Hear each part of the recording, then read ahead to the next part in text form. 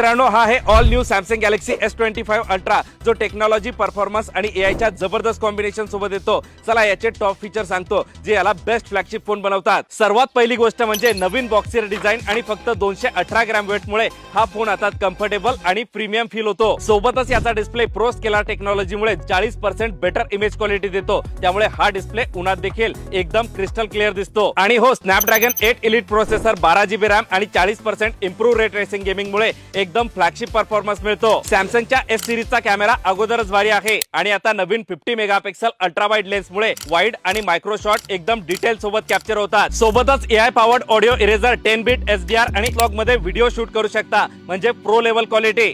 मित्रांनो, आता तुम्हाला बॅकग्राऊंडला खूप जास्त नॉईस येत असेल, पण मी ऑडिओ इरेजच्या मदतीनं त्याला एका क्लिक मध्ये असा क्लीन करू शकतो।